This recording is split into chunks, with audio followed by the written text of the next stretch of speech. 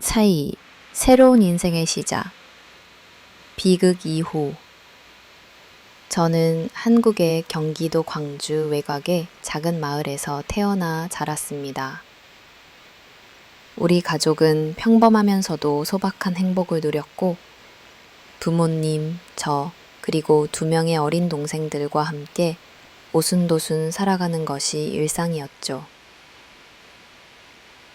아침이면 어머니는 직접 든 된장국 냄새와 따뜻한 쌀밥으로 저와 동생들을 깨우고, 아버지는 농장에서 이른 새벽부터 일을 하셨습니다.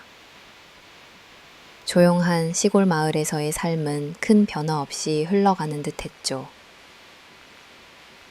그러던 어느 겨울, 저희 삶을 완전히 뒤흔드는 비극적인 사건이 찾아왔습니다. 평소 건강하던 아버지가 갑작스럽게 사고로 돌아가셨어요. 장례식장에서 가족들은 넋이 나간 듯 하루하루를 겨우 버텼습니다. 어머니는 눈앞이 캄캄했을 겁니다. 삶의 의욕조차 잃은 듯 울다가 지쳐 잠드시는 날이 비일비재했죠. 아직 어린 2 동생을 책임져야 하는 어머니의 어깨가 한순간에 너무 무겁게 내려앉았습니다. 아버지를 잃은 이후 우리 가족은 점점 각자의 길을 찾아야 했습니다. 경제적인 여건은 더없이 어려워졌고, 어머니는 마을 사람들이 수군거릴까 늘 눈치를 봐야 했습니다. 친척들은 우리 가족의 상황을 안타까워했지만 실질적으로 도와줄 수 있는 이는 없었습니다. 저 역시 고등학생 신분이었지만 더 이상 자신의 성장과 미래만을 고민할 수 없는 입장이 되어버렸죠. 시간이 흘러 어머니는 집안의 형편을 고려하지 않을 수 없었습니다. 어느 날 어머니는 저와 긴 대화를 나누시더니 아이들을 책임지고 길러줄 사람이 필요하다며 결국 재혼을 결심하게 되었습니다. 당시 어머니의 선택이 얼마나 힘든 결정이었는지 저는 이제서야 조금 이해할 수 있을 것 같습니다. 하지만 그것이 우리 가족에게는 또 다른 시련의 시작이었습니다. 어머니는 재혼 후 이사와 함께 새 아버지의 집으로 저희 3 자매를 데려가야 했지만 새 아버지는 저희를 흔쾌히 받아들이지 않았습니다. 집안 분위기는 늘 서먹하고 저는 무거운 눈치를 봐야만 했어요. 갈등과 불화가 쌓이면서 가족들은 각기 뿔뿔이 흩어지게 되었고, 아주 어린 2 동생은 친척 집에, 저는 더 이상 집에 머물 수 없었습니다. 이곳에서 내가 할 수 있는 일은 아무것도 없다는 실망과 함께 저는 혼자 서울행 기차에 몸을 실었습니다. 당장 머물 곳도 돌볼 사람도 없었지만 저는 포기하지 않았습니다. 낮에는 눈물을 삼키기도 했습니다. 저는 스스로 약속했습니다. 언젠가는 내가 반드시 성공해 동생들과 어머니 모두 다시 한자리에 모여 행복하게 살게 해주겠다고 말이죠. 그 약속이 있었기에 아무리 힘든 순간에도 저는 무너지지 않을 수 있었습니다. 혼자라는 외로움과 두려움, 생활고, 그리고 가족에 대한 그리움이 뒤섞인 눈물로 잠을 이루지 못한 밤이 더 많았지만 저는 꿋꿋이 이겨냈습니다. 서울에서의 삶은 예상보다 훨씬 더 거칠었지만 때로는 따스한 손길을 내밀어주는 사람도 있었습니다. 그 덕분에 조금씩, 그리고 한 단계씩 저는 제 삶의 기반을 다져나가기 시작했습니다. 주어진 현실에서 포기하지 않고 한 걸음 한 걸음 내디디면서 저는 완전히 새로운 인생을 맞이하고 있었습니다. 이렇게 아버지의 죽음을 시작으로 한 치 앞도 예측할 수 없는 시련들이 밀려왔지만 상실의 슬픔과 두려움, 그리고 가족에 대한 책임감은 결국 저의 성장통이자 새로운 인생을 살아가는 밑거름이 되었습니다. 그리고 이를 바탕으로 나중에 또다시 닥쳐올 수많은 시련들, 상상도 못한 만남과 오해, 배신, 그리고 재회의 순간까지도 굳건히 버틸 수 있게 해준 힘이 되었죠. 이 모든 이야기가 시작된 곳, 바로 비극 이후 새로운 인생의 첫 발을 내디뎠던 서울의 외진 작은 고시원, 그리고 그 좁은 방 한켠에서의 결연한 다짐에서 비롯된 삶이었습니다. 낯선 시댁 식구들과의 동거, 아버지를 잃고 홀로 서울에서 힘들게 지내던 저는 우연처럼 다가온 인연, 영훈 씨와 결혼하게 되었습니다. 영훈 씨는 제가 그동안 겪은 인생의 쓴맛을 위로해 줄 만큼 따뜻하고 자상한 남자였습니다. 처음에는 이제 내 인생에도 봄날이 오려나 하는 소박한 기대로 그의 손을 꼭 붙잡았죠. 그러나 결혼이란 것은 두 사람만의 문제가 아니었습니다. 특히 한국에서 시댁 식구들과 함께 살아야 하는 상황. 그것은 생각을 훨씬 넘어서 버린 낯설고도 고단한 도전이었습니다. 처음 남편의 고향인 부산에 도착하던 날을 아직도 잊지 못합니다. 시원하게 펼쳐진 바다와 활기찬 사람들, 시끌벅적한 시장 풍경이 설렘이 가득하기도 했습니다. 하지만 버스에서 내려 집 앞 골목에 다다랐을 때 제 마음은 다시 불안이라는 먹구름으로 뒤덮였습니다. 남편의 집은 전통적인 한옥 구조로 되어 있었고 시어머니 화숙 여사는 이미 한평생 이 집을 지켜온 분이었습니다. 찻잔을 앞에 두고 앉아있는 그의 표정에는 경계심이 가득했습니다. 네가 우리 명훈이 아내구나. 나는 첫인사 후에도 그녀의 눈빛에서 따뜻함보다는 평가와 의심이 먼저 스쳤죠. 어머니는 저의 출신과 학력, 부모님에 대한 질문을 돌려서 하셨고 저는 솔직하게 저의 환경을 이야기할 수밖에 없었습니다. 화승 여사는 말하지 않아도 분명 불만이 많다는 눈빛을 보냈습니다. 그녀의 행동이나 말투에는 늘 은근한 날카로움이 묻어났고 저는 하루하루 더 작아져만 갔습니다. 아침 오이시에 맞춰 눈을 떠야 했고 가족들에게 아침상을 차리고 청소, 빨래, 설거지까지 온 집안일이 저의 몫이었습니다. 집에는 남편의 누나와 막내 동생도 함께 살아서 밥상에는 자꾸 인원이 늘었습니다. 명훈이 엄마라면은 내 엄마처럼 챙겨줄 수 있겠지 했던 신진한 기대는 수없이 조각났습니다. 가끔씩 어머니는 우리 집안은 전통을 중시한다. 며느리는 며느리다워야 한다. 는 말을 꺼내셨고 저는 그 말에 뭉클한 슬픔과 동시에 끝없는 책임감에 눌려 숨이 막혔습니다. 한 번은 어머니가 친구들을 집으로 초대한다며 여러 가지 반찬과 전, 떡을 직접 준비하라고 시키신 적도 있습니다. 정신없이 주방에서 손이 타도록 일하면서도 칭찬 한마디 듣지 못한 채 내가 그나마 요리를 하니 내가 참고 있는 것이라는 말을 들었을 때는 눈시울이 뜨거워졌습니다. 남편은 직장일로 늘 늦게 들어왔고 저에 대한 시댁의 태도를 자세히 알지 못했습니다. 퇴근해 집에 오면 오늘 하루 수고 많았어 라고 말할 줄 알았던 남편 역시 집안의 분위기와 엄마의 성정에 눌려 묵묵히 제 곁을 지나쳤습니다. 그럴 때마다 혼자 쓸쓸히 베개를 적시는 밤이 반복됐죠. 가장 힘든 건 시댁 식구 한 명 한 명이 저의 존재를 당연하게 여기면서도 진정한 가족으로 받아들이지 않는 벽이 늘 느껴졌다는 것이었습니다. 숨결만 들어도 저를 눈치 보는 분위기, 누구 눈에라도 띄면 그렇게 하지 말라거나 왜 그렇게 행동하느냐는 타박이 잦았습니다. 저는 이 집에서 딸이 아닌 손님도 아닌 존재감 없는 투명인간처럼 살아가고 있었습니다.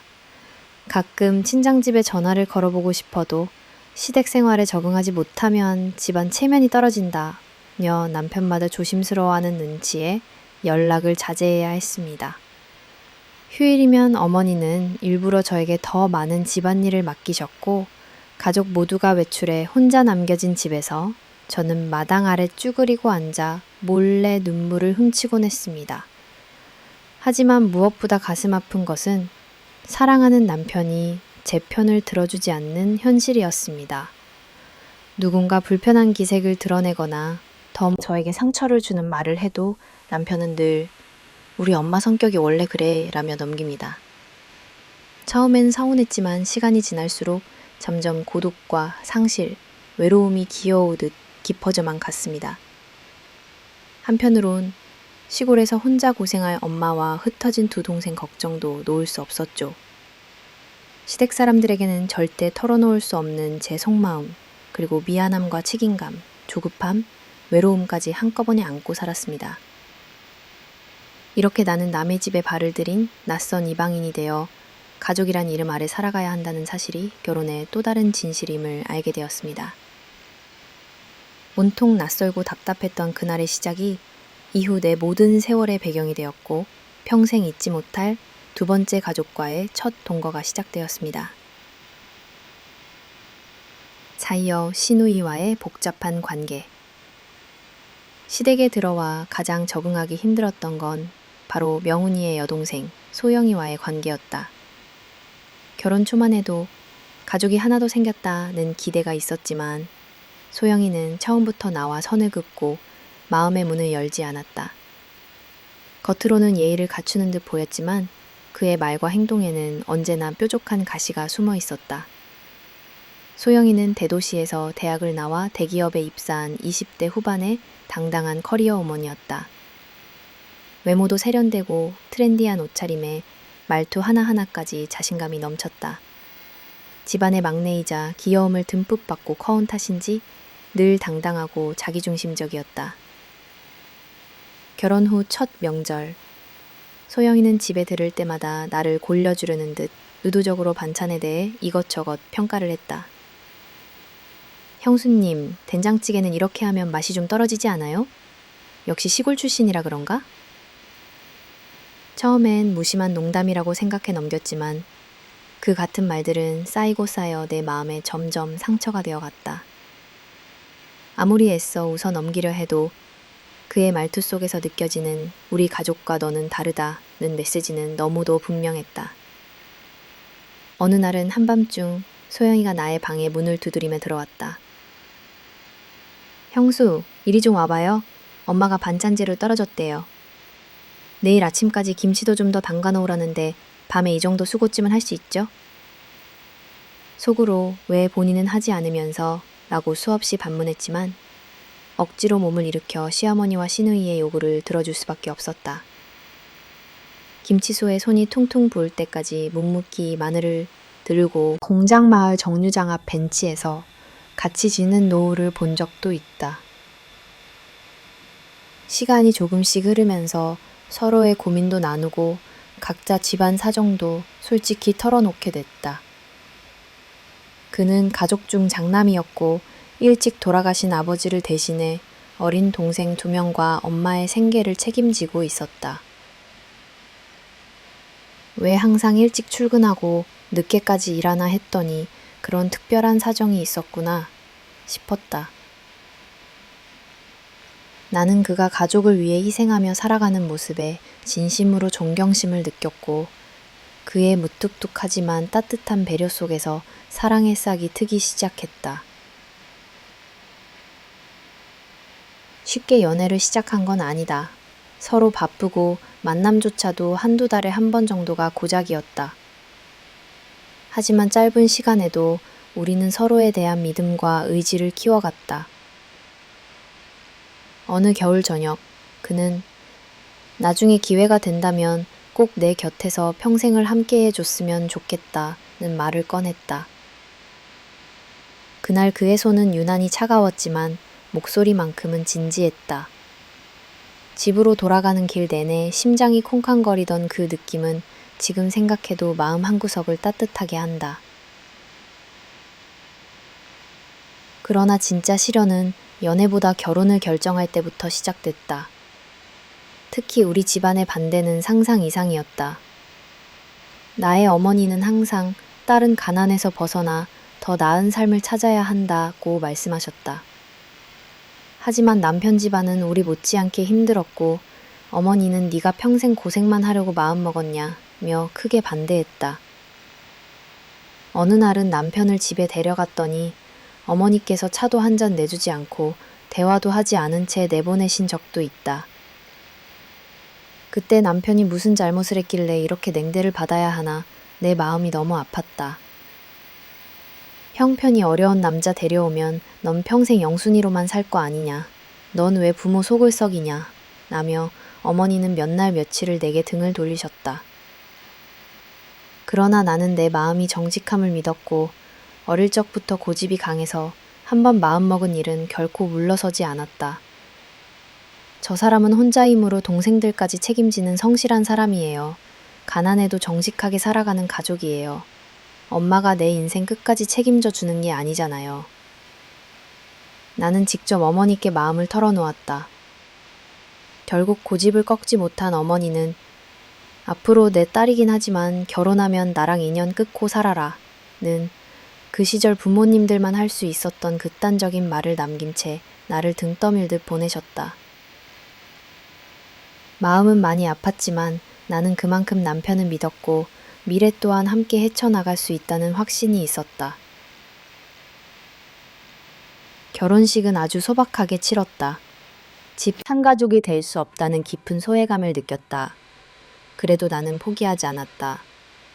가족의 이름으로 함께 살아가면서 소영이와 나 사이에 언젠가 따뜻한 정이 싹틀 수 있기를, 그리고 외면 대신 진심 어린 소통이 오가는 사이가 되기를 조심스럽게 바람하면서 오늘 밤도 조용히 혼자서 무거운 마음을 다독였다. 인내와 희생의 시간. 시댁에 들어와 날마다 반복되는 집안일과 차가운 시어머니, 예민한 시누이의 눈치를 보는 게 일상이 된 지도 어느새 몇 년이 흘렀다. 어쩌면 나는 그 누구보다 내 꿈과 존엄을 잃고 남의 집 사람으로 살아가는 법을 익힌 사람이었는지도 모른다. 아침 해가 밝기도 전에 일어나 어머니와 소영이를 위해 따뜻한 아침상부터 차리고 나중엔 남편과 시아버지가 먹을 밥, 국, 반찬까지 꼼꼼하게 준비해 두어야 했다. 그 누구도 고생이 많다 한마디 해주지 않았지만 자신을 내세울 시간조차 없었다. 어머니의 냉랭한 시선과 소영이의 따가운 말보다 집안에 울려 퍼지는 조용함이 오히려 나를 더 긴장시켰다. 네가 하는 게 뭐 있니? 요리나 잘하니까 이 집에 두는 거지. 손님 올 땐 음식 제대로 해놔. 줄곧 듣던 말이었지만 그럴 때마다 가슴이 쿡쿡 아팠다. 그럼에도 난 웃으며 네 어머니 더 맛있게 해드릴게요 라고 답하곤 했다. 나 하나 움츠러들면 그 불편함은 남편과 딸에게로 옮겨간다는 걸 알았기 때문이다. 남편은 한때 내 편이 되어줄 것이라 믿었지만 회사 일로 늘 지쳐 있었고 어머니의 건의 앞에선 그저 침묵만을 택했다. 퇴근에 들어온 남편이 피곤해서 소파에 털썩 앉는 모습을 보면 당신도 힘들겠다며 챙겨주고 싶었지만 내 마음 한켠엔 나도 누구보다 힘들다는 외로움이 새까맣게 가라앉아 있곤 했다. 나는 가족이라는 이름 아래 모든 것을 감내하는 사람이 되어버렸다. 자신의 존재를 온전히 인정받지 못해도 매일 가족 모두가 잘 지내길 바라는 마음으로 삼시세끼를 준비하고 빨래를 개고 청소를 하며 집안을 지켰다. 명절이 다가오면 손이 터져 피가 밴 상태로 정붙이고 한밤이 되어 뒤늦게야 잠자리에 들곤 했다. 가끔 식탁에 앉아 허기진 배를 채우면서도 그 누구도 내 노고를 알아주지 않는다는 생각에 스스로를 다독여야 했다. 밤마다 흘린 눈물이 이불을 적셔도 다음 날이면 다시 웃으며 해야 할 일에 최선을 다했다. 내가 포기하지 않았던 것은 오로지 내 딸 아이와 아직도 흩어져 있는 두 동생, 시골에서 홀로 살아가고 있을 친정엄마를 생각했기 때문이다. 언젠가는 모두를 한자리에 살아가고 모아서 더 따뜻한 집을 만들고 싶다. 는 희망 하나로 하루하루 버텨냈다. 가끔은 나 자신을 너무 몰아붙이는 게 아닐까, 한계를 시험하는 게 아닐까 싶은 때도 있었다. 하지만 집안의 불편한 공기, 눈치와 책임감 속에서 그저 내가 조금만 더 참으면 가족 모두가 조금 더 편해질 거야 라고 스스로 합리화하며 살아갔다. 나는 희생이라는 두 글자에 익숙해질 수밖에 없었다. 내가 자신을 희생하는 동안 가족 누구도 내 노고에 진심으로 고마워하지 않았다. 오히려 그 희생은 당연한 의무처럼 여겨졌다. 시어머니는 내 진심을 가볍게 무시했고 소영이는 형수는 그냥 이런 집안일에 어울린다 며 무심하게 내 역할을 깔보고 지나갔다. 남편의 따뜻한 한마디, 딸의 미소만이 유일하게 유리창 너머 따스한 햇살처럼 새어들었다. 밤이 깊어 모두가 잠든 이후 홀로 부엌에 서서 남아있는 찬밥을 먹을 때, 샤워기 물소리에 눈물을 감출 때, 거실에서 혼자 설거지를 하며 들려오는 멀쩡한 그들의 웃음소리 속에서 내 위치를 곱씹기도 했다. 하지만 그럴수록 나는 더 단단해지는 듯했다. 어린 시절부터 배운 인내와 책임, 그리고 보이지 않는 사랑이라는 이름의 진까지 온몸으로 끌어안으며 살았다. 언젠가는 내 노력과 희생이 헛되지 않을 날이 올 것이라는 믿음, 그리고 그 사소한 믿음이 나를 다시 일으켜 세우는 힘이었다.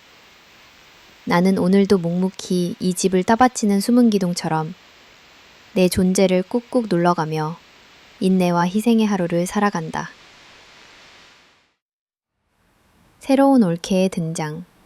인생은 때로는 아주 느슨하게, 때로는 너무 갑작스럽게 변화하는 것 같다.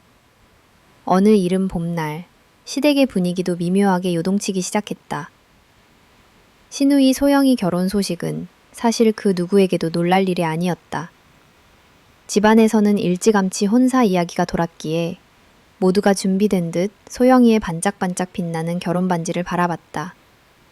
그러나 진짜 변화의 파문은 소영이의 결혼 상대이자 곧 우리 가족이 될 새로운 올케 지연의 등장부터 본격적으로 시작되었다. 소영이의 약혼식 날 처음 지연을 만났을 때가 선명하게 떠오른다.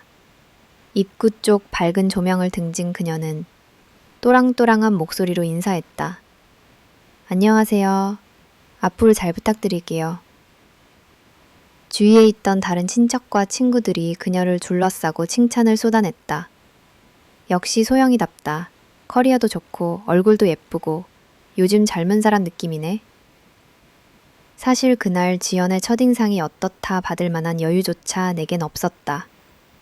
나는 그저 소영이 시집가는 마음의 서운함과 남편은 돈을 벌기는커녕 술에 의지하며 시간을 흘려보냈습니다.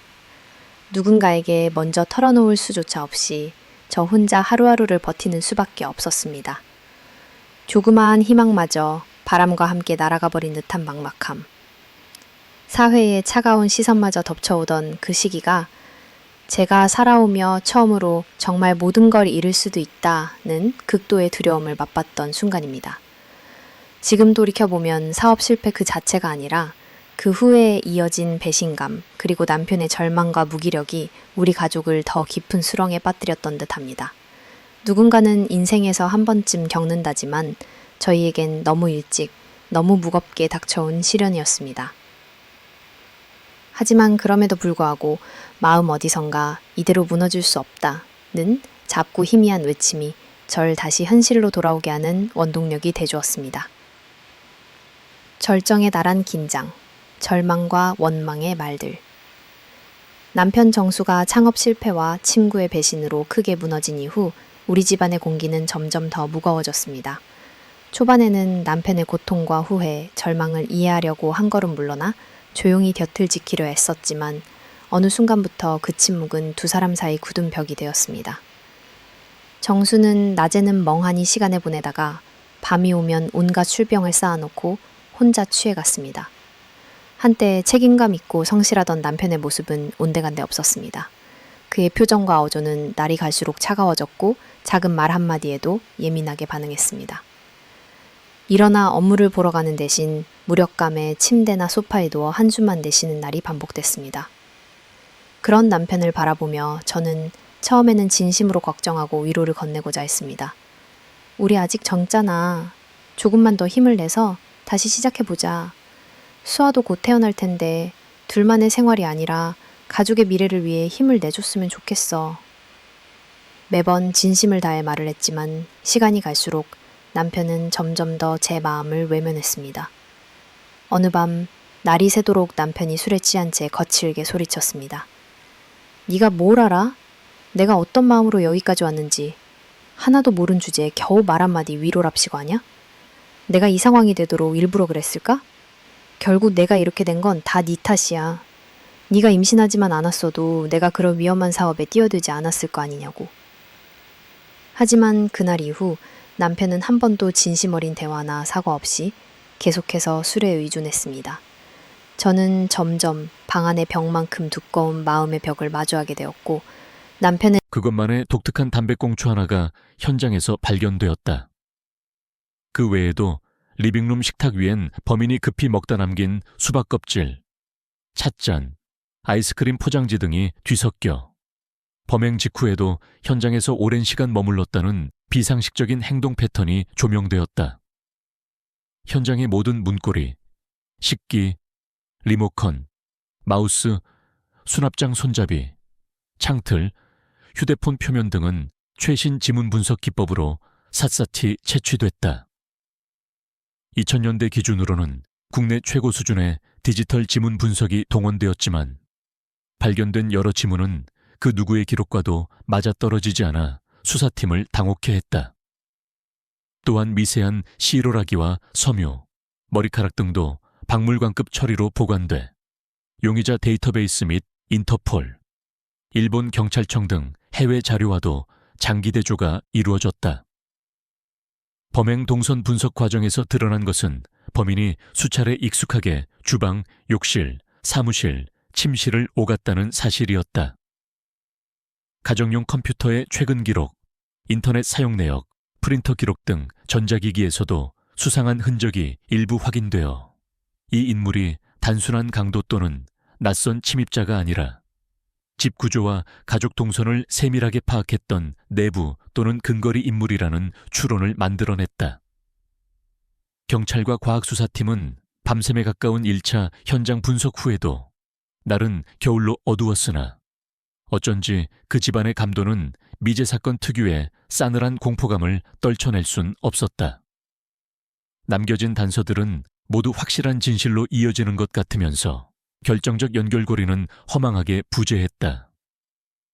살아남은 유일한 친척과 이웃들이 경찰 질문에 답하며 흐느낄 때 수사팀 역시 이런 복잡하고 치밀한 범죄는 단순한 범인의 소행이 아닐 수 있다는 의심을 속으로 품을 수밖에 없었다.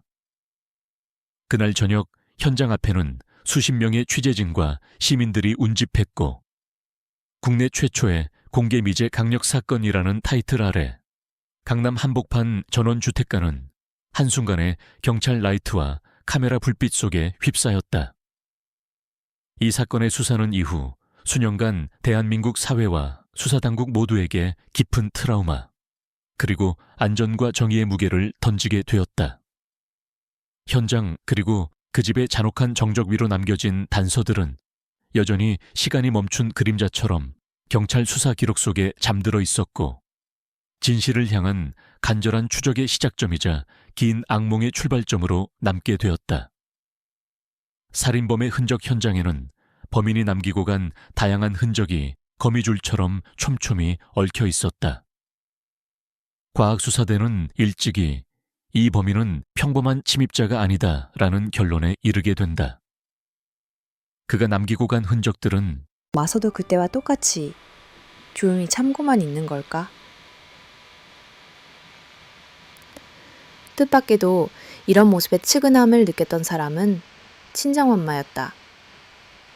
한 번은 친정에 전화해 지연이는 사회생활도 잘하고 얼굴도 환하고 나보다 훨씬 집안의 자랑이에요. 라고 말하자 엄마는 조용히 이렇게 말했다. 니나야, 남의 잣대로 내 삶을 평가할 생각 말고 네 자식과 네 가정을 사랑하는 마음 그대로 지켜. 언젠간 누가 진짜 인정을 받는지 알게 될 거야. 지연은 시간이 지날수록 나를 집안일 머신 혹은 감정 쓰레기통처럼 대하는 일이 많아졌다. 어느덧 내 작은 존재감, 누군가의 보호를 받지 못하는 외로움, 또 조용히 괴로워하면서도 어쩔 수 없이 옆에서 미소를 지어야 하는 현실이 익숙해졌다. 하지만 이게 과연 가족일까? 내가 감수하는 희생이 정말 타당한 일일까? 라는 질문도 점점 커졌다. 설상가상으로 작은 일에도 지연이 시어머니와 시누이, 집안 어른들에게 내 흉을 보거나 내 탓으로 돌리는 일이 반복되었다. 형수님 덕에 저도 집안일 배우게 되네요. 저렇게 참을 수 있는 사람이 있을까 싶은데 형수님은 정말 대단한 것 같아요. 아, 근데 요즘 세상에 여자라고 집에서만 있는 게 좀... 가족들은 대놓고 비교하거나 그 분위기에 휩쓸려 내 자존심을 깎았다. 내 속을 잘 모르는 남편조차 당신도 지연이처럼 조금만 더 세련되게 바깥일도 해보는 게 어때? 라며 무심하게 웃곤 했다. 그러던 어느 날 사고처럼 내 앞에 닥친 새로운 진실, 그리고 운명의 재해가 찾아오기까지 나는 지연의 그림자 아래에서 견디며 버티는 사람이 되어 있었다. 새 올케의 등장은 그냥 사람 하나 늘어나는 문제가 아니었다. 어느새 나는 가족이란 울타리 안에서 점점 투명해지고 사라지는 것 같았다. 그러나 내 마음속에는 아직 무너지지 않는 희망의 불씨가 있었다. 언젠가 내 인생이 달라질 그날을 위해, 그리고 이곳에서의 견딤이 끝나고 내 삶의 진짜 의미를 되찾을 순간을 위해 나는 오늘도 조용히 묵묵히 숨을 고르며 가족을 챙긴다. 내 가정 안의 경쟁과 차별, 지연이 올케로 들어온 뒤 우리 집안의 공기는 눈에 보이지 않게 긴장과 위계, 미묘한 갈등으로 서서히 채워지기 시작했다. 나는 어느새 애써 갈등을 외면하거나 침묵으로 참아내는 사람이 되었고, 지연은 자신감 넘치고 당당한 태도로 시댁 식구들과 빠르게 가까워졌다. 하지만 그 친밀함 속에는 늘 누군가가 배제되고 누군가만이 칭찬받는 명확 저녁 메뉴 의논, 다정하게 책을 읽는 척했다. 하지만 현정 씨는 내 배려를 관습처럼 넘기고 가끔은 뜻밖의 질문을 던졌다. 지은 씨, 솔직히 말해봐요. 우리 민호 아니면 결혼 생각 없어요? 나는 선뜻 대답하지 못했다. 이렇게 쌓여가는 오해와 불신, 그리고 가족의 용인을 얻지 못한 채 이어지는 앙금은 내게 매번 포기라는 단어와 씨름하게 했다. 혼돈, 분노, 그리고 스스로와의 대결. 내 일상마저 무너져갔다. 회사에서도 집중하지 못했고 친구들과의 모임에도 빠지기 일쑤였다. 가끔 나를 위한다고 연락하는 친구들은 그냥 시간이 해결할 문제야. 부모님도 언젠간 받아들일 거야. 네가 너무 완벽하려다 보니 더 아플 거야. 라며 다독였지만 이 싸움은 온전히 내 몫이라는 외로움만 강화했다. 회사 화장실에서 몰래 눈물을 훔치고 이어폰을 꽂고 밤늦게 동네를 배회하면서 익명의 바람에 얼굴을 맡기는 시간. 그 긴 밤 나는 스스로에게 수없이 질문했다. 정말 이렇게까지 버텨야 하나? 그 외로움의 늪에서 오직 민호와의 통화만이 작은 희망이었다. 지은아, 힘들면 내가 포기할게. 아니 민호야, 내가 너한테 기대려고 이 싸움 시작한 거 아니라 그저 그냥 어른이 되고 싶었어. 내 힘으로. 민호도 내내 힘겨워 보였다. 그는 회사에서 지쳐도 밤마다 내게 음성 메시지를 남겼다.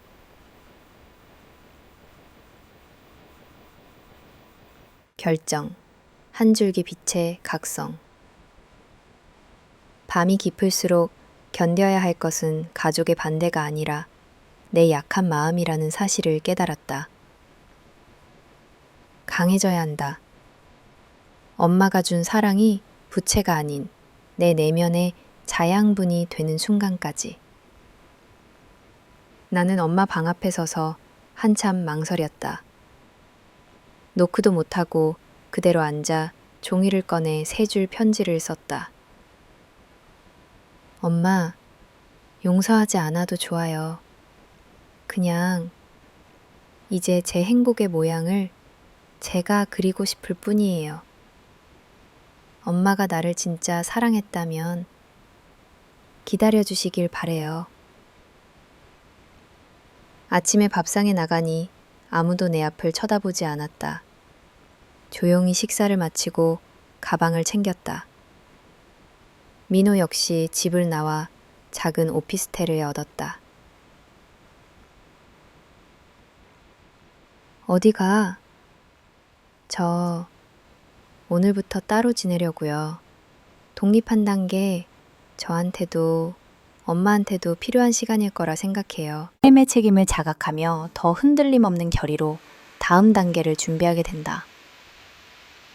과거의 상처와 거센 반대의 폭풍, 대형 상견례에서 드러난 두 어머니의 과거, 침묵과 팽팽한 기류와 거치기도 전 하루 이틀 사이 양가 분위기는 완전히 달라졌다.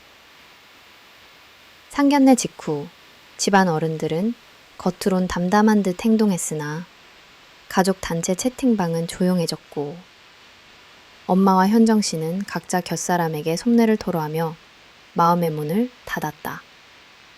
불씨로 남은 과거, 커지는 반대의 목소리. 엄마 미선 씨는 상견례 이후 밤잠을 설쳤다. 거실 소파에 앉아 자꾸만 과거의 장면을 떠올렸다. 나는 이 결혼 결코 찬성할 수 없다. 엄마는 눈을 꼭 감고 한참 침묵했다. 엄마의 태도는 점점 강경해졌다. 집안 분위기는 냉각되고 늘 따뜻하던 밥상엔 먹먹함과 낯선 긴장만 감돌았다. 젊은 시절, 현정 씨가 자신을 뒤에서 험담하던 장면. 학교 행사날 서로 경쟁하며 자존심을 다투던 기억. 졸업식 전날 벌어진 마지막 말다툼. 이대로 딸을 그 집안에 보낼 수 있을까? 나는 의심과 불신이 머리에서 떠나지 않았다. 결국 엄마는 아침 식탁에서 우리 가족 모두가 모인 자리에서 입을 열었다. 민호 집안 또한 번지는 긴장. 한편 민호 가족 역시 상견례 이후 평소와 달랐다. 현정 씨는 잠을 설치며 민호에게 연거푸 물었다. 엄마, 그 집, 지은이, 엄마, 나 정말 못 견딘다. 우리 민호, 다른 사람 만나면 안 되겠니? 현정 씨는 주변 친척들에게도 은근히 불만을 내비쳤다. 우리 며느리감이 착한 건 알지만 부모 되는 입장은 다르다. 정서적으로 안 맞으면 평생 고생이다. 사랑을 향한 저항, 나의 울분과 방황. 나는 엄마의 반대에 처음엔 충격을 받았으나 곧 커다란 울분이 치밀어 올랐다. 밤마다 방 안에 누워 천장을 바라보다가 문득 눈물이 쏟아졌다. 며칠 동안 나는 아무에게도 말하지 않고 휴대폰을 껐다. 식탁에 앉아 있어도 가족은 더 이상 대화하지 않았다. 내 인생을 엄마의 상처가 좌지우지해야 한단 말인가? 분명 엄마도 딸을 사랑해. 이런 판단을 내린 거겠지. 그럼에도 나는 왜 자꾸 내 의지로 인생을 선택하고 싶은 욕구를 멈출 수 없을까? 세상 누구보다 엄마의 마음을 이해해야 할 딸이지만 그 사랑과 보호 뒤에 감춰진 통제가 이제는 답답한 족쇄처럼 느껴졌다. 결혼을 허락했다. 상견례 다음날 가족 단체 채팅방이 만들어졌고 양가 부모님은 각종 일상 사진을 주고받으며 점점 더 가까워지기 시작했다. 작은 오해나 심리적 거리가 완전히 사라지진 않았지만 우리 모두는 이해와 존중이라는 한발 양보가 또 다른 가족이라는 울타리를 만드는 첫걸음임을 체감했다. 내면의 변화와 가족의 의미, 이 모든 과정 속에서 나는 자신이 한층 더 어른이 되어 간다는 것을 느꼈다. 나의 결혼은 더 이상 엄마의 선택이거나 단순히 둘만의 일이 아니었다. 사랑하는 사람과의 새로운 인생을 시작하면서 두 가족이라는 거대한 존재와 어떻게 화합하며 조화롭게 살아갈지 스스로 고민하고 행동할 수 있어야 했다. 상견례 이후 집으로 돌아오는 길에 엄마가 내 손을 꼭 잡았다. 그날 나는 처음으로 엄마와 눈물을 나눴다. 내 앞에 어떤 시련이 다가오더라도 이제는 민호와 내가 서로를 지키고 양가 가족이 함께 힘이 되어줄 수 있다는 확신이 생겼다. 두려움보다는 기대와 설렘이 가득했던 삶의 또 하나의 전환점이었다. 두 가족은 이제 더 넓은 울타리, 새로운 인연으로 엮여 나의 결혼이라는 여정에 한마음으로 함께 해주고 있었다. 그리고 나 역시 가족이라는 존재가 얼마나 소중한 뿌리인지, 내 선택이 또 하나의 가족의 역사를 만들어간다는 의미를 가슴 깊이 새길 수 있었다. 예상치 못한 대형 상견례의 병고, 양가가 공식적인 상견례 자리를 마련한 그날은 유난히 맑고 선명한 오전으로 시작됐다. 결혼 승낙 이후 처음으로 대규모 친지까지 초대한 대면 식사였던 만큼 가족들은 각별히 신경을 썼다. 조부모를 포함해 고모, 삼촌, 외삼촌 등 양쪽 친척들이 한데 모였다. 나와 민호는 새 정장을 맞춰 입고 며칠 전부터 상견례에 임하는 매너와 대화를 연습하며 서로 용기를 북돋웠다. 행사는 호텔 연회장에서 열렸다. 신부 측에서는 엄마 미선 씨가 가장 먼저 도착해 좌석 배치부터 음식, 작은 선물까지 일일이 점검했다. 큰 자리일수록 빈틈이 없어야 해. 이왕이면 부끄럽지 않은 딸로 만들어야 하니까. 엄마는 표정은 냉철했지만 실은 누구보다 떨고 있었다. 각자 자기 가족에게 인사와 소개를 반복하고 오랜만에 보는 큰집 어른들의 근황 인사가 오갔다. 분위기는 전반적으로 무난했으나 예민한 신경과 미세한 잡음들이 공간을 메웠다. 모임이 본격적으로 무르익는가 싶을 때 뜻밖의 장면이 펼쳐졌다. 두 어머니, 그늘진 과거를 마주하다 식사가 시작되고 얼마 지나지 않아 엄마와 현정 씨가 우연히 생각해서 배려해야지. 집안 어른이며 지인들이 얼마나 오는데. 처음부터 어머님의 의견은 강경했고 신랑 지수조차 중간에서 우왕좌왕했어요.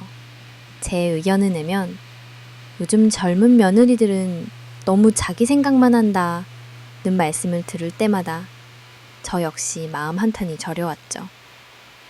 예단, 예물, 함드리기, 패백을 준비하는 과정에서도 사소한 차이와 오해가 반복되었습니다.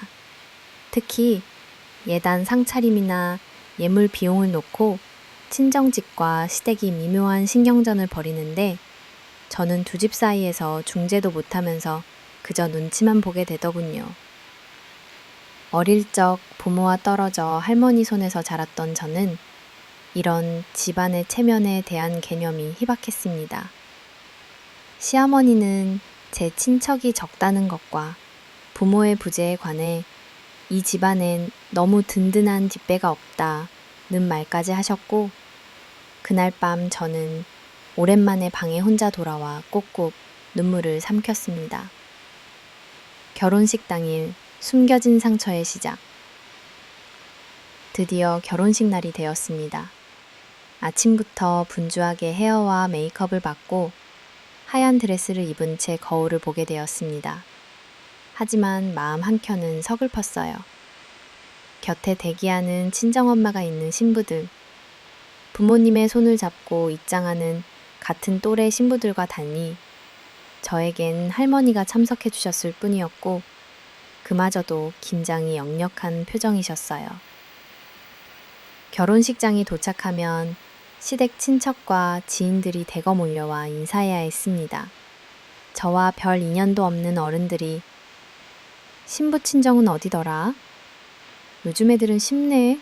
엄마도 없이 결혼을 다 하고 속삭이는 것이 들릴 듯 했습니다. 그 시선이 너무 부담스러웠고 결혼의 기쁨마저 잠식당하는 기분이 들었습니다. 예식이 끝나고 예정된 패백 순서가 오자 시댁 어르신들이 둘러앉았습니다. 시어머니는 며느리 예절과 태도를 꼼꼼히 체크했죠. 허리 더 곧게, 손은 이렇게 올리고, 절은 더 깊게. 한순간이라도 예법이 흐트러질까봐 식은땀까지 났습니다. 옆에 앉은 지수는 조용히 제 손을 잡아주었지만 시부모님의 카랑카랑한 목소리에 잔뜩 긴장이 들었습니다. 패백 이후 신혼 첫날 밤, 호텔방에 들어와서야 비로소 숨을 돌릴 수 있었습니다. 그러나 저는 웅크린 채 조용히 울었죠.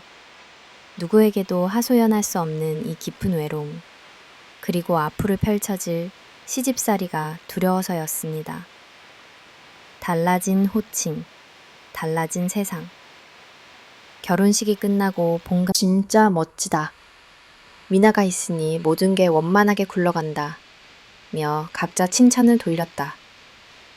하지만 내 역할은 보이지 않게 서포트 직원처럼 뒤에, 지연은 앞에 내세울 자랑스러운 며느리로 자리 잡아가고 있었다. 남편 역시 어느새 지연이는 참 야무지다. 우리 집도 요즘처럼 좀 더 현대적으로 서로 독립하면 좋겠어. 당신 집안일도 좋지만 자기 일도 좀 생각해봐. 라고 무심하게 던졌다. 그 한마디에 나는 왜 평생 이 집의 수발꾼 같은 삶으로 굳어지고 있을까? 나는 자책감조차 들어왔다. 아이의 말, 찌르는 현실. 제 가슴이 아팠던 순간은 내 딸이 어느 날 조심스레 내게 물었을 때였다. 엄마, 왜 올케 이모는 맨날 좋은 데만 가고 엄마만 부엌에서 일해? 할머니는 올케 이모가 뭐해도 다 멋지대. 엄마도 멋진 건데. 그 질문 앞에 대답을 찾지 못하고 한참을 아이를 안은 채 눈시울을 붉혔다. 그래, 무엇이 올바른 가족인가. 애 앞에서조차 이 가정의 그림자가 전해지는구나. 미안함, 분노, 슬픔, 무력함이 뒤엉켜 가슴을 꾹꾹 눌렀다. 바뀌지 않는 불공평, 쌓여가는 고립감. 집안에 대소사가 있을 때마다 지연은 형수님, 이건 어떻게 해야 해요? 이번에도 부탁드릴게요. 저 진짜 시간이 안 돼요. 이런 부탁이 반복될수록 자연스럽게 모든 무거운 결정과 실제적인 뒷수습을 내가 맡았다. 어느 순간부터 내 생활은 내 것이 아닌 가족을 위한 서브 시스템처럼 느껴지기 시작했다. 내가 아파도 나의 근심은 모른 척 넘어가고 대신 지연의 사소한 문제에는 모두가 총출동해 신경을 썼다. 예를 들어 지연의 휴가나 출장 준비를 위해 온 집안이 들썩였지만 딸이 학교 발표회에서 상을 타와도 아, 수고했네. 나는 형식적 반응에 그쳤다. 갈등, 잠 못 이루는 밤, 늦은 밤 부엌에 남아 마지막 그릇을 닦으며 창문 밖 어둠 속에서 문득 내 인생이 얼마나 작고 움츠러들었는지 실감했다. 이렇게 살아도 괜찮을까? 정말 나밖에 이 현실을 감당할 사람이 없는 걸까? 그날 밤 꿈에서는 오래전 시골집에서 동생들과 엄마 손을 잡고 웃던 어린 시절 내 모습이 아른거렸다.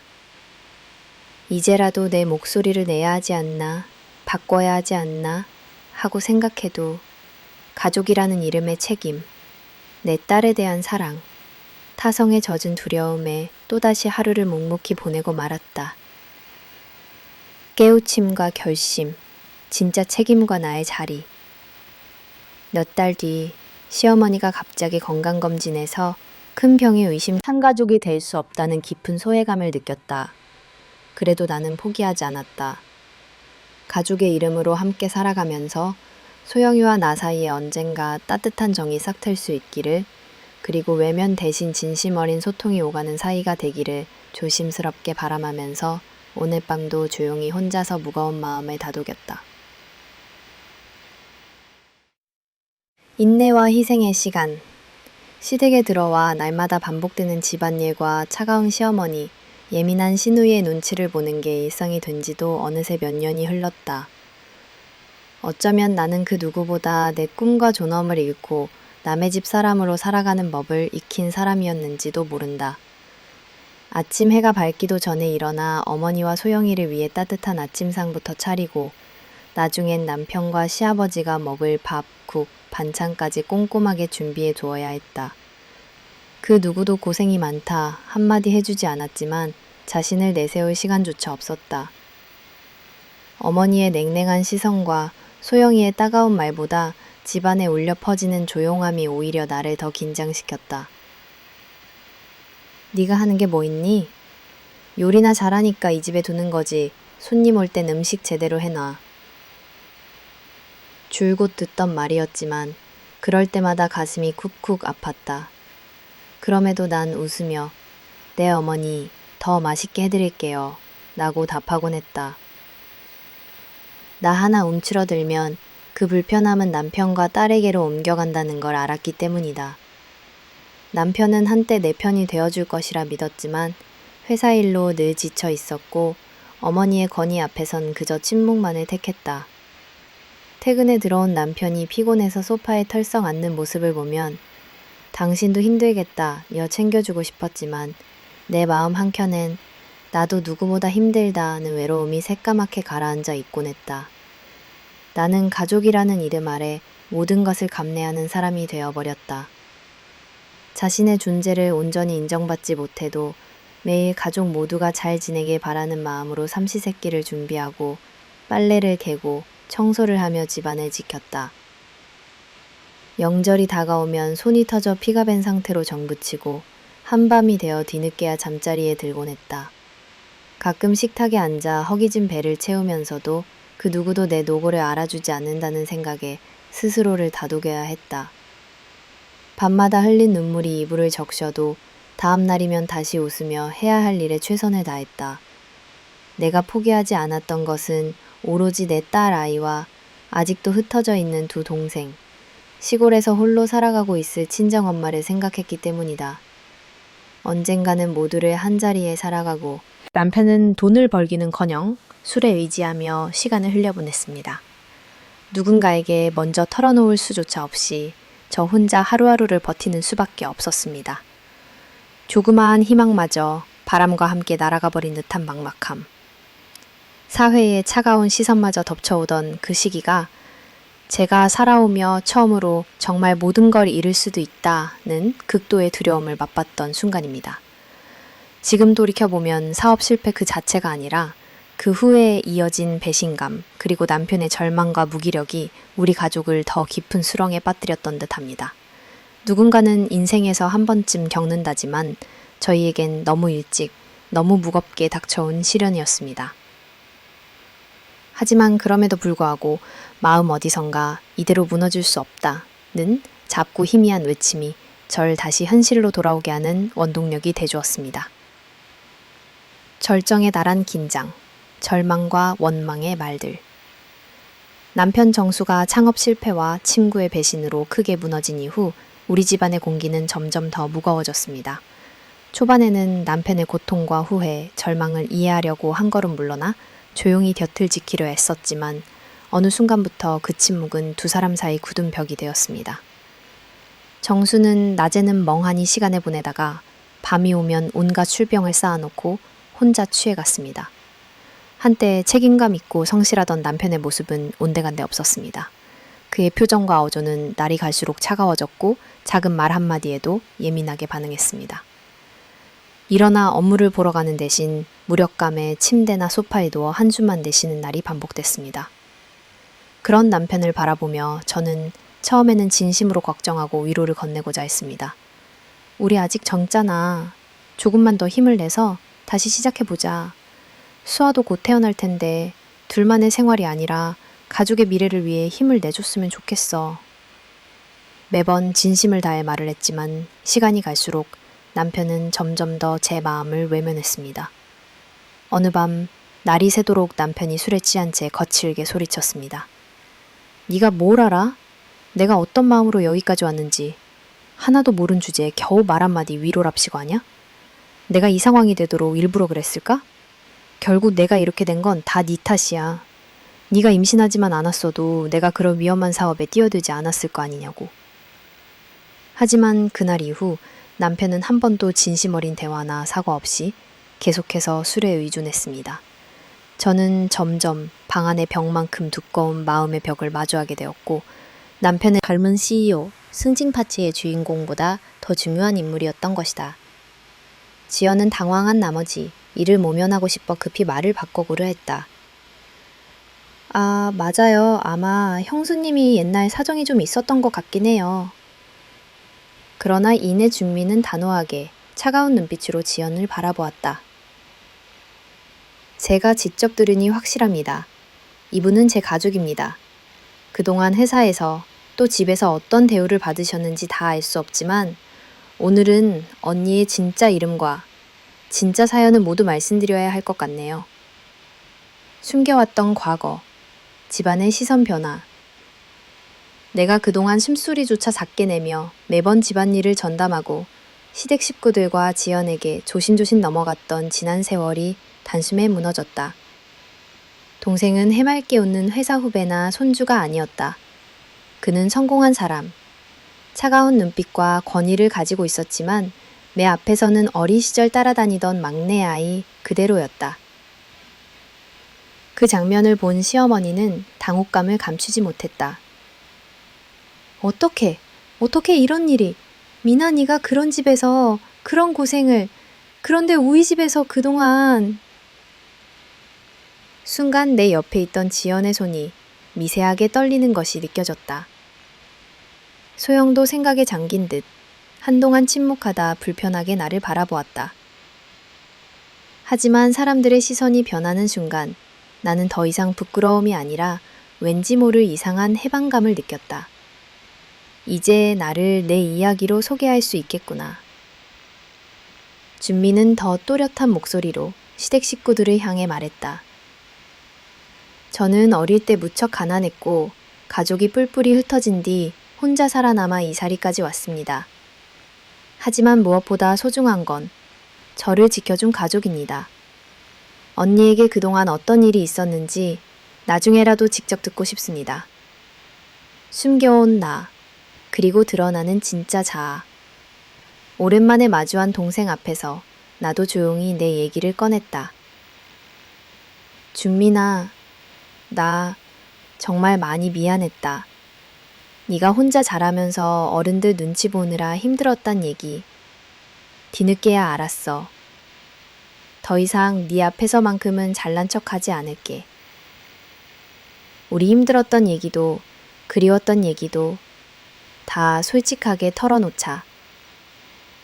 동생은 내 손을 잡으며 고개를 끄덕였다. 언니, 우리 이제는 뿔뿔이 흩어지지 말자. 파티는 조용히 마무리됐고 그 후 시댁 식구들도 한동안 나에게 머쓱하게 대했다. 특히 시어머니와 지연은 파티 이후 내게 더 친절하려 애쓰거나 눈치를 보기 시작했다.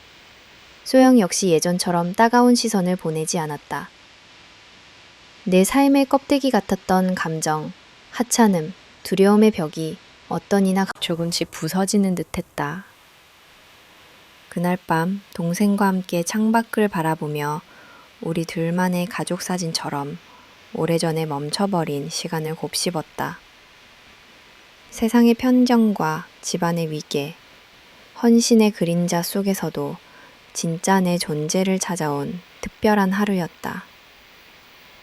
이처럼 예기치 못한 운명의 재회는 나 자신이 그토록 애써 숨겨왔던 과거와 사라졌던 자존감을 또 한 번 세상 앞에 당당히 내보일 새벽을 열어주었다. 이제 더는 남의 잣대에 휘둘리지 않고 내 목소리와 내 이야기를 내 삶의 주인공으로 세울 수 있는 용기가 이 진짜 신분에 드러남에서 비롯되었다. 외면과 그 대가, 파티장에서 내 진짜 신분이 밝혀진 이후 평생을 억눌러왔던 그 무게가 조금은 벗겨진 듯한 해방감이 들었다. 그러나 집안의 공기는 그날 이후 완전히 달라졌다. 눈치를 보는 시어머니, 침묵하는 남편, 어색함 속에 나를 바라보는 시누이, 그리고 무엇보다 당황과 질투, 불안함이 뒤섞인 채 흔들리는 지연의 얼굴. 특권의식과 고정된 위계로 가득 찼던 시댁에서 갑작스럽게 힘의 저울이 기울었다. 갑작스러운 거리감과 변화. 며칠이 지난 뒤 지연의 일상은 순식간에 달라졌다. 그녀는 회사에서조차 표정이 어두워졌고 시댁 식구들 앞에서는 예의 없는 말투, 불친절함이 늘어만 갔다. 시어머니는 어느 순간부터 지연에게 조금씩 차가운 시선을 보냈고 예전처럼 지연아, 우리 집의 보배야 라던 말은 더 이상 들리지 않았다. 오히려 우리 첫째 며느리가 얼마나 고생했는지 이제야 알겠다. 며 내 손을 곧잘 잡았다. 특히 준민이 내 동생이자 지연의 회사 대표라는 사실이 모두에게 알려진 뒤 집안 분위기는 또 한 번 크게 요동쳤다. 지연은 불편한 태도로 나를 마주했고 때론 형수님 덕분에 제가 오히려 손해만 보는 것 같아요. 라며 쌀쌀 맞았다. 하지만 이제는 나도 예전처럼 조심스럽게만 있지 않았다. 회사에서의 변화와 차가운 현실, 곧이어 결정적인 일이 벌어졌다. 회사에서 준민이 지연의 관리직에서 과감히 내렸다는 소문이 퍼졌다. 가족 내에서조차 타인을 배려하지 못한다면 대외적 리더로서도 자격이 약하다고 이유를 명확히 통보했다. 그 순간부터 지연은 하루아침에 이전의 밝은 모습과 인정받던 위치를 잃었다. 그녀의 팀원들조차 관계를 멀리했다. 회식 자리에서도 술잔을 채워주는 대신 그녀를 피했고 평소 우호적이던 동료들까지 뒷말을 하기 시작했다. 지연은 집에 돌아와 짜증 섞인 한 팔아도 결국엔 뭐가 남아요? 라며 나지막이 혼잣말을 했다. 나는 곁에서 조용히 차를 내리며 그동안 내가 느꼈던 고독과 배제, 그리고 눈에 띄지 않는 희생을 그녀도 똑같이 겪고 있다는 걸 느꼈다. 식구들의 태도 변화. 이 변화는 가족까지 확산되었다. 시어머니는 평생 한 번도 내게 해주지 않았던 따뜻한 눈길과 말을 건넸다. 미나야, 너 없었으면 이 집이 도대체 어떻게 됐을지 모르겠다. 네가 있었으니 그나마 집이 돌아갔지. 남편도 이전처럼 무심하고 자기중심적으로 굴지 못했다. 심지어 어느 날 밤 불 꺼진 거실에 나와 앉아 그릇 동안 미안했다. 네가 얼마나 외로웠을지 몰랐다. 나도 네 편이 되어줄 수 있을까? 라고 더듬거리며 내 손을 잡았다. 소영마저도 내게 전처럼 명령조가 아닌 조심스러운 목소리로 형수, 혹시 다음 주에 시간 되면 같이 산책할래요? 나 요즘 마음이 좀 불편해서 언니랑 얘기 나누고 싶어요. 라고 다가왔다. 반면 지연은 식구들 사이에서 갈 곳이 없어진 듯 어정쩡해졌다. 한때 따뜻한 시선을 독차지하던 그가 이제는 거실 구석에서 혼자 휴대폰을 만지작거리거나 외출 후에도 한참을 차에서 내리지 않고 머물렀다. 내면의 변화와 새로운 연대감. 이런 변화는 겉으로 드러난 것만이 아니었다. 나는 점점 스스로의 존재를 긍정하고 내 목소리를 솔직하게 내기 시작했다. 가끔 시어머니가 예전 같으면 네가 알아서 해줬을 텐데 이젠 내가 직접 하게 되네. 라며 허탈하게 웃을 때 어머니, 저도 이제는 제 삶을 생각해야 해서요. 라고 또렷하게 답했다. 내 딸도 표정과 말투가 달라졌다. 엄마, 우리 오늘은 내가 저녁 차릴게. 그러고는 서툰 손으로 밥과 반찬을 차려오며 엄마가 늘 해준 것도 정말 힘든 일이었겠구나. 라며 나를 안아주기도 했다. 나는 집이라는 공간 안에서 더 이상 그림자가 아니었다. 집안일을 하든 책을 읽든 잠시 산책을 가든 누군가 눈치를 주건 말건 내 삶 한가운데에서 스스로를 소중히 여기며 서 있었다. 지안의 점점 커지는 고립과 후회. 지연의 시간은 정반대였다. 회사에서는 준민 사장에게 직접 불려가 모든 성과와 특권은 책임과 배려가 동반되어야 한다. 네가 일을 아무리 잘해도 타인의 아픔과 가족의 질서를 무시한다면 리더로서 자격이 약하다. 나는 직설적인 말을 들었다. 지아는 그 말을 듣고도 쉽게 받아들이지 못하고 오히려 반발했다. 그러나 곧 자리를 내려놓으며 온전한 고독과 사회적 단절을 체험하게 되었다. Эта женщина ворвалась в церковь во время сильного дождя. Она увидела пожилую леди, сидевшую на своей обычной передней скамье. «Подвиньте. Я всегда сижу там». Пожилая леди мягко улыбнулась. «Здесь хватит места для нас обеих, дорогая». «Нет, я жертвую здесь $1000. Вы, вероятно, ничего не даёте. Отойдите». Пожилая дама тихо отошла в конец зала.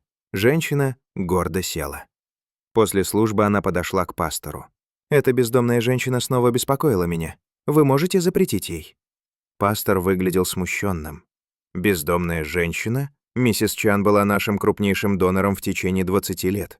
Она построила эту церковь. «Что? Это невозможно.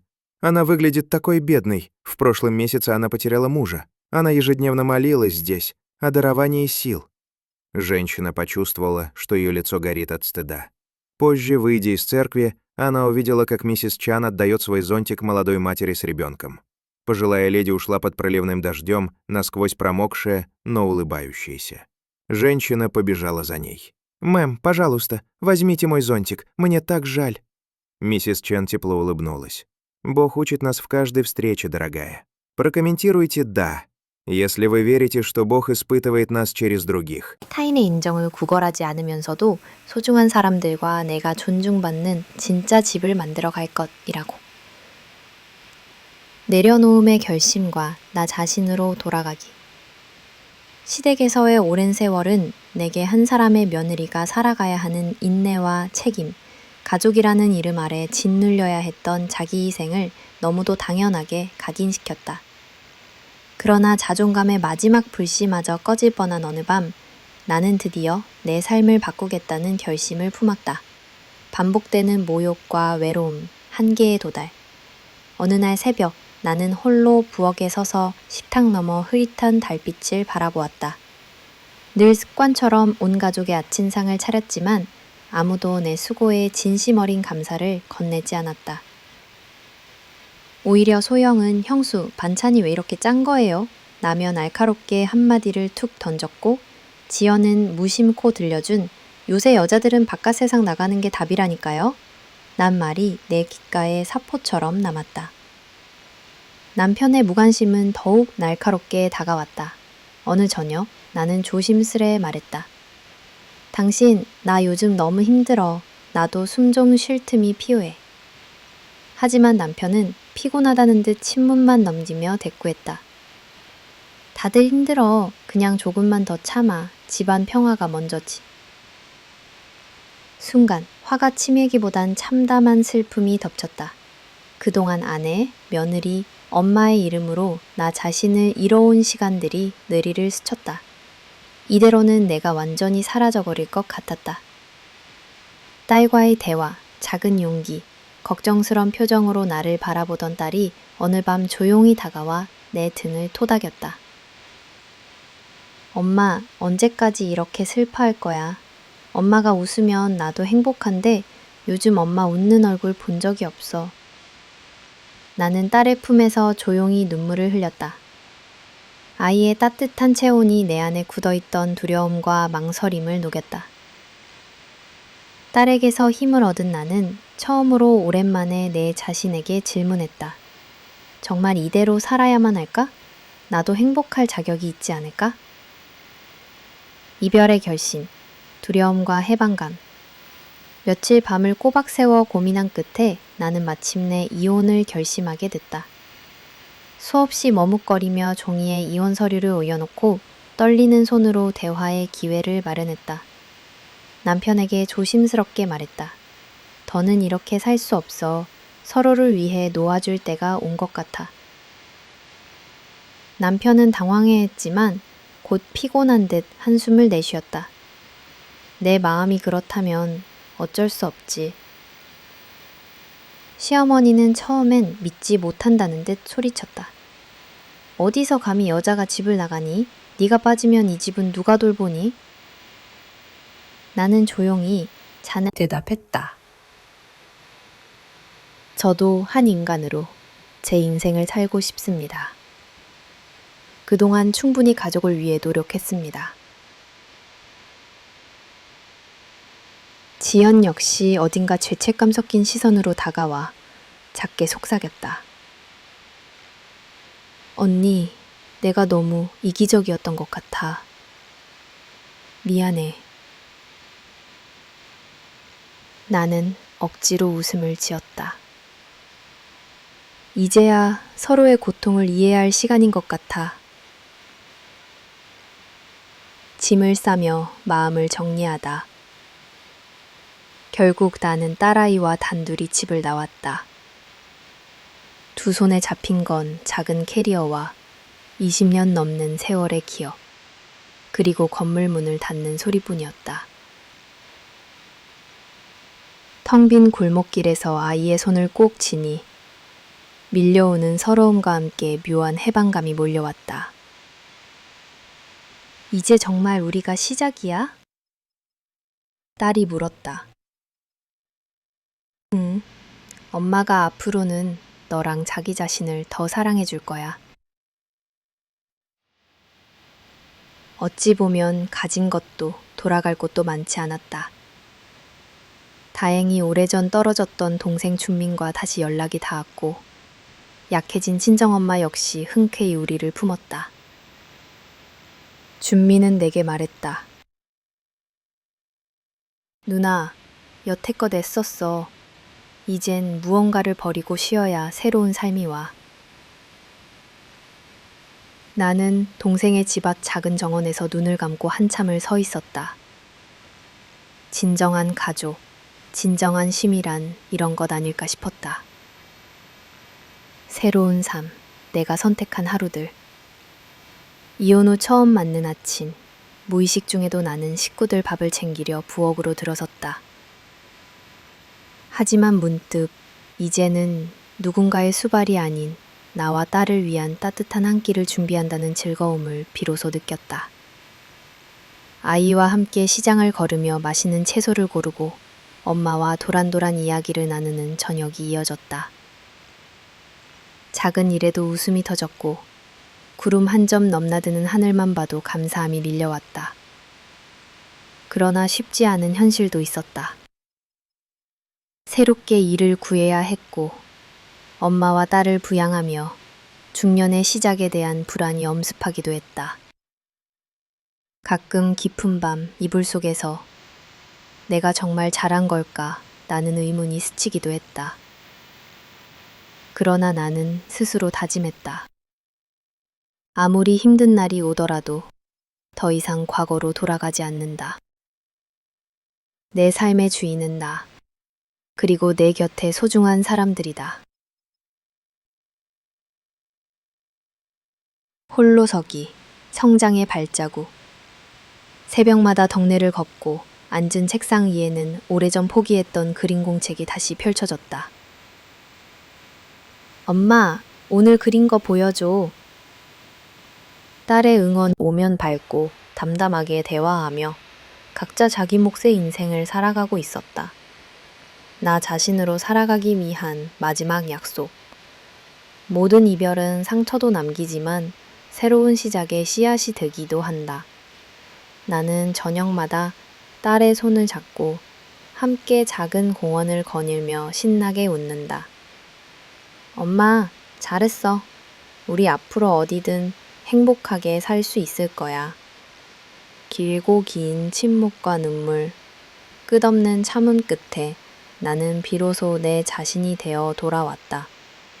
결코 완벽하지도 대단해 보이진 않아도 이제는 작은 자기 존중과 사랑을 쌓아갈 용기가 생겼다. 나는 이제 남을 위해 참고 감내하는 삶이 아닌 내 사랑과 내 선택을 소중히 여기는 사람으로 살아가기로 했다. 가족의 의미, 행복의 의미는 언제나 내 마음 깊은 곳에서 시작됨을, 그리고 포기와 이별도 또 다른 성장임을, 내일의 작은 평온과 환한 미소 속에서 깊이 가슴에 새기고 싶다. 친가족의 화해와 회복. 이혼 후 나는 딸과 함께 오랜만에 친정으로 몸을 돌렸다. 바람이 서늘하게 부는 날, 낡은 대문을 밀자 그 어귀엔 흰머리가 부쩍 늘어난 엄마가 작은 책으로 서 있었다. 미안함과 설렘, 지난날의 원망과 그리움이 한꺼번에 뒤섞여 가슴 한가운데를 파고들었다. 재회의 순간, 어색함 속의 품. 엄마는 잠시 우리 모녀를 멍하니 바라보다가 문득 무너진 듯 나를 껴안았다. 고생 많았지. 아이고 얼마나. 나는 아무 말도 하지 못하고 엄마 품 안에서 오랜만에 온몸이 허물어졌다. 딸아이도 수줍게 엄마에게 인사했다. 할머니, 오랜만이에요. 엄마의 손길이 내 딸의 머리칼을 매만질 때 모든 슬픔이 포근한 담요처럼 온 가족을 감쌌다. 오랜 상처, 숨죽인 이야기. 며칠 동안 우리는 조용히 함께 밥을 먹고 서로 이야기를 주고받았다. 처음엔 지난 세월의 오해와 미안함 때문에 쉽게 눈을 맞출 수 없었다. 엄마 역시 눈물을 감추며 자신을 탓했다. 그땐 내가 너무 약했어. 제대로 지켜주지도 못하고. 네 아버지 떠나신 뒤엔 아무 의욕도 없었으니까. 나는 엄마의 얇고 주름진 손을 꼭 잡았다. 엄마, 이제라도 서로 기대고 살자. 누구도 혼자가 아니야. 이제 더는 혼자 아파하지 말고. 딸은 조용히 엄마, 우리 새롭게 시작하는 거 맞지? 라고 수차례 확인했다. 그 질문마다 나는 더 이상 두려움 없이 미소를 지을 수 있었다. 흩어진 가족의 상처, 하나로 모이다. 운동을 통해 신체의 혈액순환을 개선하고 체력을 증진시키며 전반적인 에너지 수준을 높일 수 있습니다. 이는 성적 욕구를 회복하는데 필수적인 요소입니다. 운동은 또한 스트레스를 감소시키고 정신적인 안정감을 제공하여 성적 활동에 대한 흥미를 자극합니다. 예시, 60세의 김현정 씨는 일주일에 3번씩 걷기와 요가를 하며 성적 욕구를 회복했습니다. 규칙적으로 운동을 하면서 몸이 더 건강해졌고 성적인 흥미도 되살아났습니다. 성적인 활동도 더 즐기게 되었어요. 라고 김 씨는 말합니다. 운동은 성적 건강에 직접적인 영향을 미치며 몸과 마음의 건강을 동시에 관리할 수 있는 방법입니다.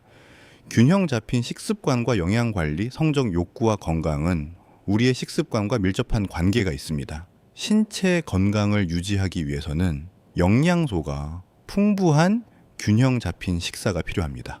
특정 음식은 성적 건강에 도움이 되며 특히 오메가3 지방산, 단백질, 비타민 E, 아연 등이 성적 욕구를 자극하는 데 중요한 역할을 합니다. 예시, 65세의 박은지 씨는 오메가3가 풍부한 연어와 호두를 자주 섭취하면서 성적 욕구가 증가했다고 느꼈습니다. 또한 비타민 E가 풍부한 아보카도와 올리브 오일을 포함한 식단을 꾸준히 유지하면서 에너지가 증가하고 성적 만족도도 높아졌습니다. 영양소가 풍부한 음식을 섭취하면 성적 건강을 회복하고 전반적인 신체 상태를 개선할 수 있습니다. 균형 잡힌 식사와 성적 욕구 회복을 위한 영양 관리도 중요한 생활 습관 중 하나입니다. 충분한 수면과 휴식 수면은 신체 건강뿐만 아니라 성적 건강에 있어서도 매우 중요한 요소입니다. 수면이 부족하면 신체의 호르몬 균형이 깨지고 성적 욕구가 감소할 수 있습니다. 충분한 수면을 취하는 것은 성적 활동에 필요한 에너지를 공급하고 스트레스를 줄이며 성적 욕구를 회복하는 데 중요한 역할을 합니다. 예시 62세의 한영미 씨는 불면증으로 인해 성적 욕구가 줄어들었고 이로 인해 부부 관계도 악화되었습니다. 그녀는 수면의 질을 높이기 위해 규칙적인 수면 습관과 심리적 안정을 찾은 후 성적 욕구가 회복되었습니다. 잠을 잘 자고 나면 몸이 더 가벼워지고 성적 욕구도 자연스럽게 되돌아왔습니다. 라고 영미 씨는 말합니다. 수면을 개선하고 충분한 휴식을 취하는 것은 성적 욕구를 되찾는데 중요한 첫걸음입니다. 스트레스 관리와 정신적 회복, 스트레스는 성적 욕구를 감소시키는 큰 원인 중 하나입니다. 일상에서 겪는 스트레스가 누적되면 성적 흥미는 사라지고 성적 활동에 The stars do not scream when they die. They simply vanish, light dimming into endless night. Across the skeletal ruins of the Carthago's expanse, once a constellation of fortified hive worlds, only silence remains. A silence thick with memory, with ash, with the last sighs of forgotten names. The golden banners of the Imperium, once radiant in the fire of conquest, now hang in tattered shreds across rusted battlements. Wind moves them like ghosts reaching for a past that will never return. Above these dead worlds, the skies burn blue and cold, and there is no song in the void, only echoes. The Astronomicon pulses weakly like the failing heart of a titan, and from the edges of reality something old stirs. We welcome you now wherever you are. In this dark galaxy we truly love and care for you. Before we begin the story, tell us, where in the world are you watching from, and what time is it there? Now grab your coffee and let's get started. He stands alone, watching it all.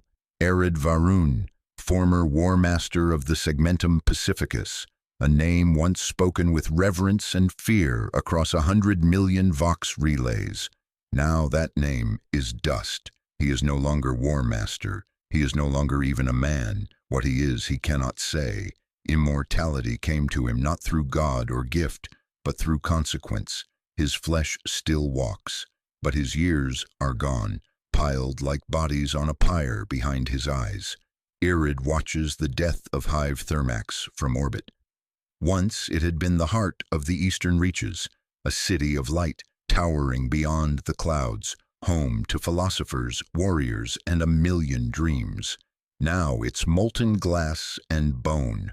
The scream of the planet is not audible, but it lives in the tension of his jaw. He does not speak. There is no one left to speak to.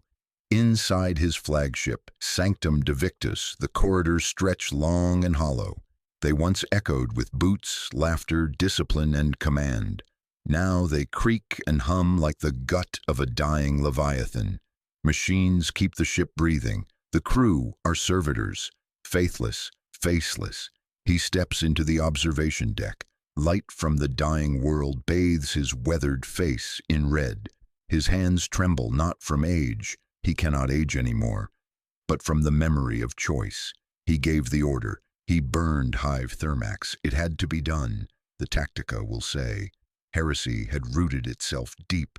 The corruption was total, but Arid no longer trusts the words of Tactica, nor the assurances of doctrine. He wonders if he ever did. Report, he says. A single tech thrall approaches, speaking in burst static. Exterminatus complete. Planetary biosigns 0. Remaining structures unstable. Awaiting command. Leave orbit, he replies. Set course for Terra. Even the name feels bitter on his tongue. In the silence that follows, he allows himself a flicker of memory. Terra, the cradle of mankind, veiled in myth and madness. Its towers once kissed the stars. Its people believed in salvation. Its emperor was. 바람에 식는 꽃내음을 맡으며 딸과 함께 천천히 동네를 걷고 엄마의 주름진 손을 잡으며 그 손에 실려온 모든 세월을 감사로 되새기곤 합니다.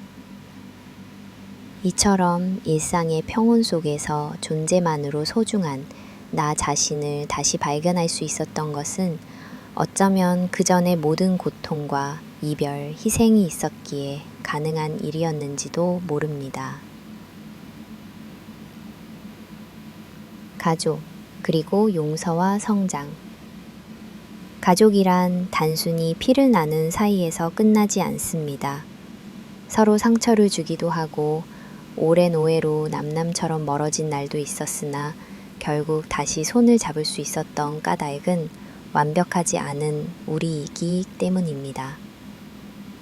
엄마와의 화해, 동생과의 회복, 딸의 밝은 미소를 통해 저는 가족의 진짜 의미를 배웠습니다.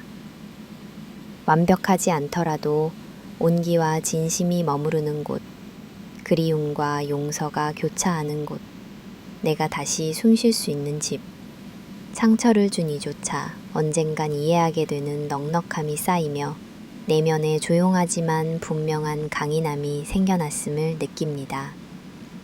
분노와 원망으로 모든 관계를 끊는 대신 조금씩 용기를 내어 다가가고 귀를 기울이는 모습이 나뿐만 아니라 주변 삶을 서서히 변화시키기도 했습니다. 인생의 진정한 주인으로 산다는 것. 지금도 누군가는 남의 기준과 욕망에 이끌려 자신의 삶을 놓치고 있을지도 모릅니다. 저 역시 수십 년간 그러했습니다. 하지만 이제는 감히 말할 수 있습니다. 자신을 가장 소중히 여기고 자기만의 삶을 한 걸음씩 굳건히 걷는 일이야말로 진짜 존엄이고 성장임을. 아무리 가까운 사이라도 헌신과 희생이 당연하게 치부되는 곳에서는 언젠가 상처와 분노가 덧대집을 차갑게 만듭니다. 이제라도 자신의 경계를 세우고 아니오를 말할 용기, 사랑을 나누되 자신을 지키는 결연한 다짐이 필요합니다. 처음엔 두렵지만 진짜 나를 위해 내디딘 첫 발걸음만큼 값지고 소중한 경험은 없습니다. 고통의 흔적도 삶의 한 조각, 처절하게 눈물을 흘린 밤, 외롭고 두려워 숨죽여 울었던 새벽, 벽에 기대 몸을 웅크리던 불안, 그 모든 순간을 지나온 저는 이제 어둠 너머 작은 빗줄기가 있다는 걸 지치지 않고 기억하려 합니다. 상처는 완전히 사라지지 않습니다. 그러나 그 자국조차 저와 제 딸, 우리 가족을 단단하게 만든 증거이자 내일의 따스함을 더 깊이 느끼게 하는 초석이었습니다. 이제는 누군가 때문에 무너지는 내가 아니라 나와 내 사람이 서로를 온전히 마주하고 보듬어주는 그런 사람으로 살고 싶습니다. 내가 준 사랑도 받은 상처도 모두 껴안고 많은 어른이 되고자 합니다. 독자에게 전하는 마음. 이 글을 읽는 누군가. 혹시 당신이 지금 고독과 상실, 희생과 불공평, 배제와 외로움 속에 있을지라도 부디 포기하지 않으시길 바랍니다. 언젠가 당신의 인내와 작은 용기가 인연의 문을 열고 나 자신으로 살아갈 수 있는 마른 날을 꼭 맞이할 거라 믿습니다. 사랑은 결코 남을 위해 자신을 모두 소진하는 것이 아닙니다. 내가 행복해야 진정한 사랑도, 가족도, 화해와 용서도 가능하다는 것을 이 긴 여정을 마무리하는 지금 다시 한번 배웁니다. 서로 다르기에 논쟁하고 이해받지 못해 아프지만 결국 우리의 인생도, 가족도, 모든 행복도 내가 나를 사랑하고 아끼는 것에서 출발합니다. 새로운 시작, 그리고 끝내 도달한 평화. 더 이상 두렵지 않습니다.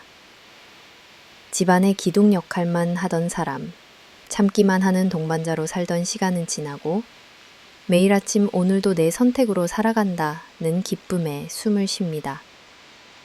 딸과 손 꼭 잡고 걸으며 엄마, 오늘은 뭐가 제일 기뻤어? 질문에 네가 내 딸인 게 제일 큰 축복이란다 라고 대답할 수 있을 만큼 저는 지금 내 삶에 자부심을 느낍니다. 아직도 상처와 이별이 두려운 분께 말하고 싶습니다.